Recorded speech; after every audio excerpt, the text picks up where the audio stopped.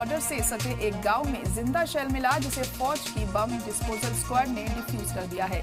मकामी लोगों ने शेल के बारे में फौज के जवानों को इत्तला दी थी, जिसके बाद हिंदुस्तानी फौज के जवान बम डिस्पोजल स्क्वाड के साथ मौके पर पहुंचे और इस शेल को तबाह किया।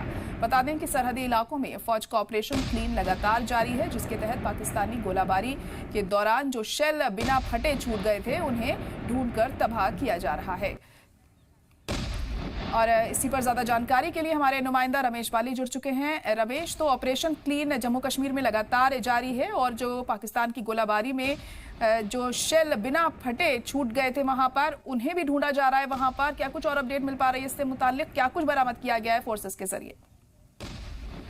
जी बिल्कुल ज़ाहिरा, आपको बता दें कि जब ऑपरेशन संदूर लॉन्च किया गया था और उसके बाद पाकिस्तान की तरफ से सीज फायर वायलेशन की गई थी और पाकिस्तान ने इस बार जब गोलाबारी की तो उस दौरान कई ऐसे जिंदा बम हैं जो अभी तक फटे नहीं है, लेकिन सेना की तरफ से ऑपरेशन क्लीन शुरू किया हुआ है ताकि जल्द से जल्द इन सभी जो पाकिस्तानी सेल हैं उनको ढूंढा जाए और इनको जल्द से जल्द डिस्ट्रॉय किया जाए ताकि किसी और बड़े हादसे का कोई बड़ा हादसा न हो। आपको बता दें कि लगातार अगर हम बात करें तो इस समय तक 50 से ऊपर ऐसे शैल हैं जिन्हें आर्मी द्वारा जो डिस्ट्रॉय कर दिया गया है। आज भी एक जो गांव हो या शहर हो, लगातार सेना की तरफ से तलाश जारी है। लगातार सेना की कई टीमें बनी हैं जो इन बमों को ढूंढ रही हैं और जैसे ही बम मिलता है और उसको फौरी तौर पर डिस्ट्रॉय कर दिया जाता है। तो इसके साथ पूरे गांव में जो सीमावर्ती गांव हैं, क्योंकि ज्यादातर शैल वहीं पे मिले हैं, उनको भी अवेयरनेस दी जा रही है कि इस तरीके का शैल जब भी देखो तो फौरी तौर पर पुलिस या सेना की जो टुकड़ी है उनको सूचना दें ताकि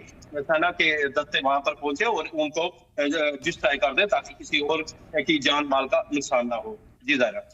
जी बिल्कुल। और कहाँ सबसे ज्यादा ये जो छापेमारी है ये की जा रही है और सिक्योरिटी फोर्सेस की तैनाती कहाँ किन इलाकों में देखने को मिल रही है जो हसास माने जा रहे हैं? जी बिल्कुल ज़ाहिरा, अगर हम बात करें तो सीमावर्ती ऐसे कई इलाके हैं, चाहे वो खड़ी करमाड़ा का इलाका हो या अजोड़ का इलाका हो। इसी के साथ अगर हम सब्जियां की बात करें, सब्जियां है गली पिंडी इलाका है जहां पर इस तरीके के जिंदा बम पड़े हुए हैं और लगातार जो गांव वाले पुलिस को सूचना भी दे रहे हैं और उसके तहत ही जल्द ही सेना की टुकड़ी वहां पे पहुंच जाती है और उनको ढूंढ कर उनको जो डिस्ट्रॉय किया जाता है ताकि किसी और की जान ना चली जाए। क्योंकि आपको बता दें कि लगातार जो पाकिस्तान की तरफ से शेलिंग की गई थी, ज्यादातर इन्हीं इलाकों को टारगेट बनाकर शेलिंग की गई थी ताकि ज्यादा से ज्यादा नुकसान हो। और उसी दौरान कई ऐसे जिंदा बम यहाँ पे पड़े हुए हैं जिन्हें सेना ऑपरेशन क्लीन नाम देकर ढूंढ रही है और उन्हें जो डिस्ट्रॉय कर रही है। जी दायरा। जी बिल्कुल। अभी ऑपरेशन जारी रहेगा रमेश, वहां पर कितने दिन और लग सकते हैं और क्या कुछ और बरामद किया गया है इस ऑपरेशन के जरिए अब तक वहां पे? जी बिल्कुल ज़ाहिरा, अगर हम बात करें तो ये ऑपरेशन काफी लंबा चल सकता है क्योंकि जब पाकिस्तान की तरफ से शेलिंग की गई थी तो हजारों की तादाद में वहां से जो गोले जहां पे बरसाए गए थे, कहीं तो उसी टाइम फट गए थे, कहीं अभी भी जिंदा। क्योंकि अगर हम बात करें तो ये कहीं ऐसे शेल होते हैं जो मिट्टी के अंदर चले जाते हैं, वो ब्लास्ट नहीं होते, उनको ढूंढना थोड़ा सा मुश्किल हो जाता है जब भी।